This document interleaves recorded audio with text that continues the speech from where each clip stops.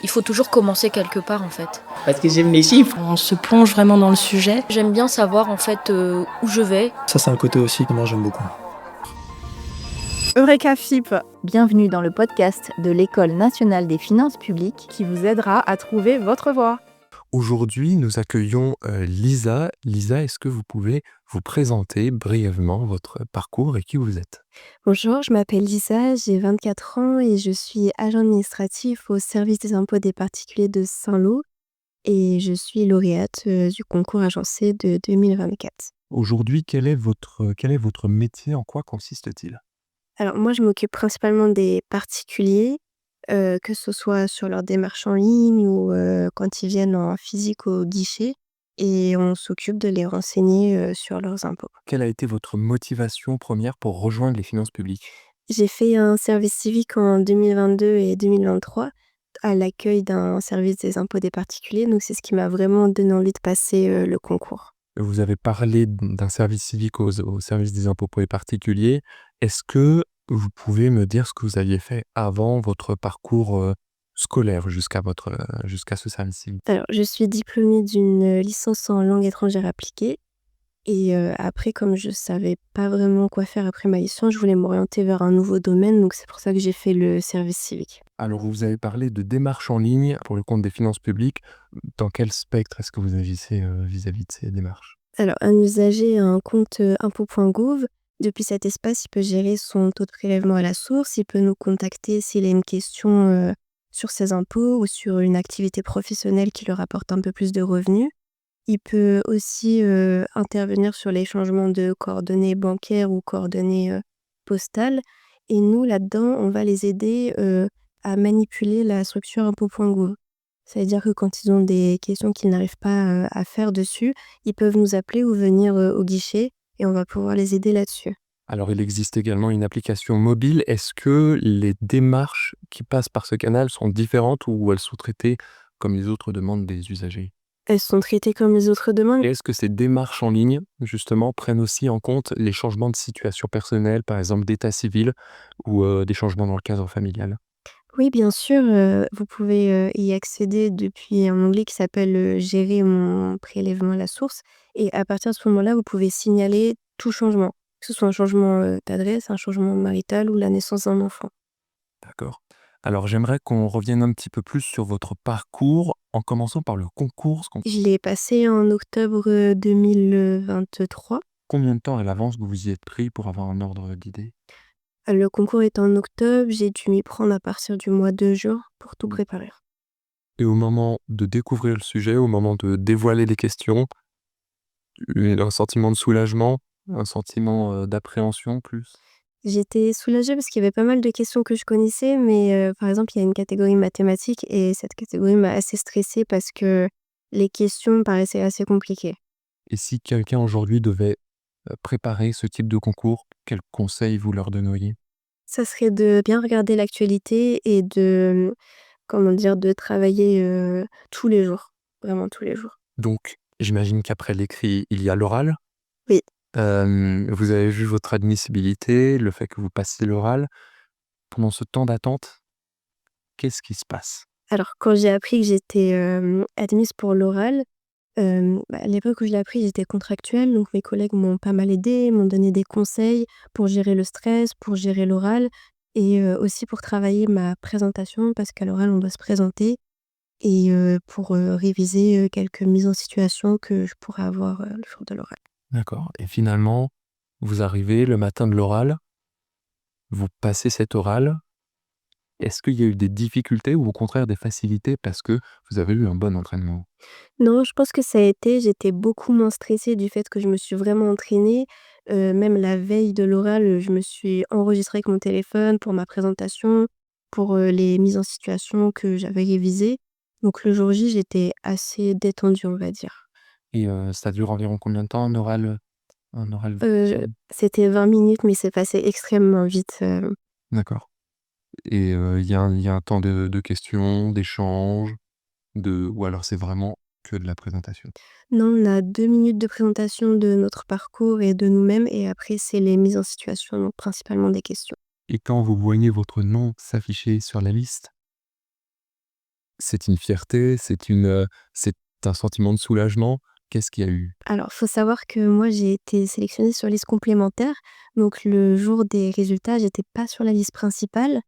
Donc faut savoir aussi que j'étais pas au courant qu'il y avait une liste complémentaire. Donc quand j'ai défilé la liste principale, que j'étais pas dedans et que j'ai vu le trait noir qui indique qu'on passe sur la liste complémentaire et que j'ai vu mon nom dedans, bah, j'étais un petit peu déçue parce que je pensais pas que la liste allait être appelée, mais j'étais quand même contente, d'être dans les pas si loin que ça dans la liste complémentaire, on va Mmh. dire. Vous avez un ordre de grandeur? Je devais être, 229, quelque chose comme ça. Au bout de combien de temps est-ce que cette liste complémentaire a déroulé et au bout de combien de temps avez-vous été appelé?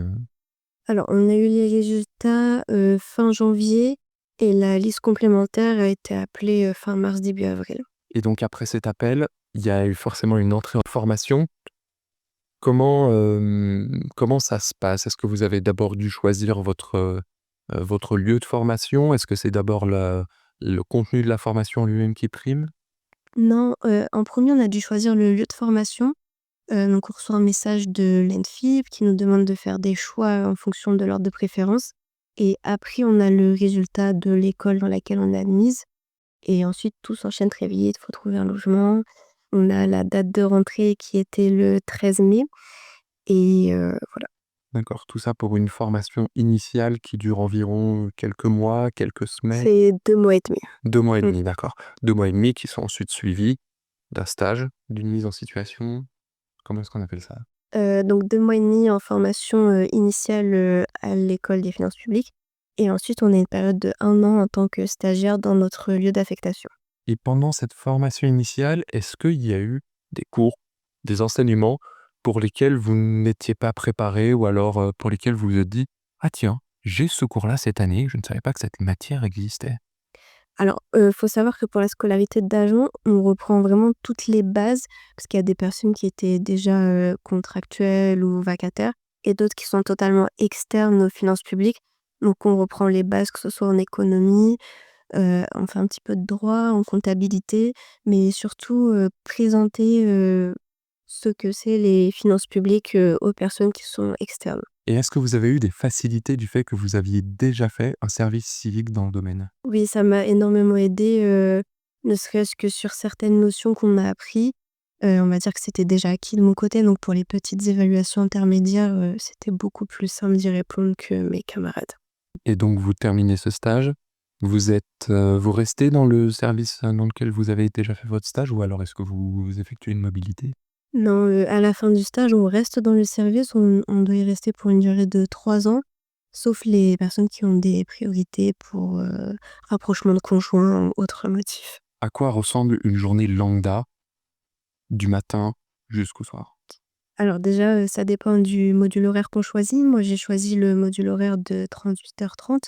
Donc on va dire que j'arrive au travail, il est, 8h.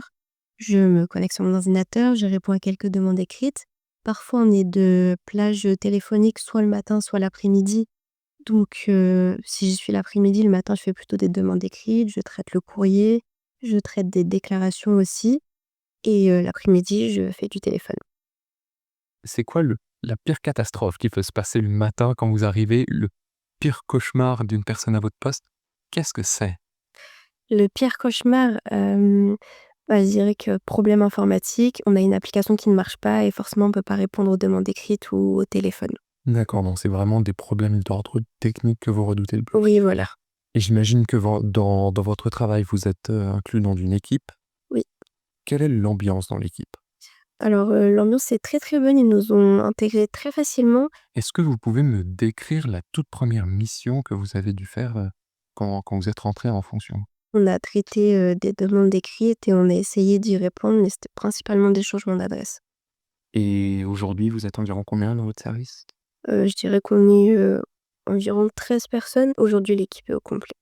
Et donc aujourd'hui, si vous deviez me décrire un petit peu le collègue idéal sur votre espace de travail, quel profil ce serait? Je dirais que le collègue idéal, c'est quelqu'un qui est, toujours de bonne humeur, ouvert à la discussion et surtout, ouvert quand on a besoin d'aide et qu'on peut lui demander sans forcément se poser de questions. L'entraide est vraiment quelque chose de primordial dans votre métier? Oui, c'est très, très important, surtout quand on arrive et qu'on ne connaît pas grand-chose. On peut se reposer sur nos collègues qui, eux, sont là depuis beaucoup plus longtemps que nous. C'est un métier où l'expérience compte vraiment beaucoup. Oui, je peux dire, oui. Est-ce qu'aujourd'hui, vous effectuez des tâches que vous ne vous attendiez pas à avoir à traiter quand vous êtes rentré en fonction? Oui, je pensais pas qu'il y avait autant de téléphones à faire, par jour et le courrier aussi, je pensais pas que c'était à nous de le trier. Je pensais qu'il y avait vraiment une personne, destinée à ça. Donc là, vous me décrivez un poste très au contact du public. Est-ce que c'est parfois dur au quotidien de devoir s'adapter à tout type de public? C'est assez compliqué quand on a, par exemple, une situation, difficile, dans notre vie personnelle. C'est compliqué de se dire: «Cette personne-là, je dois l'aider, même si elle n'est pas de bonne humeur aujourd'hui, qu'elle nous parle assez mal à certains moments. Je dois rester professionnelle et je dois répondre à ses questions». Donc vous diriez que cette adaptabilité, c'est la compétence principale à avoir pour votre poste ou alors est-ce que c'en serait une autre? Non, je dirais que c'est la compétence principale à avoir, pour, travailler dans un service d'impôt des particuliers. Et est-ce que le poste auquel vous êtes actuellement vous offre des possibilités d'évolution professionnelle? Là, en tant qu'agent, on peut évoluer, c'est-à-dire que moi, je suis dans les bureaux, mais on peut descendre, à l'accueil de manière permanente et aller faire que de l'accueil physique. Donc ça, c'est une manière d'évolution. Ou après, sinon, on peut passer les concours de contrôleur ou inspecteur et demander aussi ce service. Qu'est-ce qu'aujourd'hui vous diriez à quelqu'un qui aimerait bien rentrer dans les finances publiques, mais qui hésite, qui sait pas trop? Alors moi, je dirais qu'il faut se faire confiance, qu'il faut surtout se renseigner sur internet avec des témoignages ou dans les groupes, sur les réseaux sociaux. Il y a pas mal de personnes qui racontent leur expérience et il faut tenter. Il faut tenter sa chance et parfois on peut avoir de très bonnes surprises. D'accord. Alors maintenant, j'aimerais faire une petite activité avec vous. Oui. Je vais vous dire quelques mots et il faut que vous me disiez le premier qui vous vient à l'esprit vraiment. D'accord. Équipe, Soudé, qualifié, compétence, parole, confiance, public. service. Merci beaucoup à vous.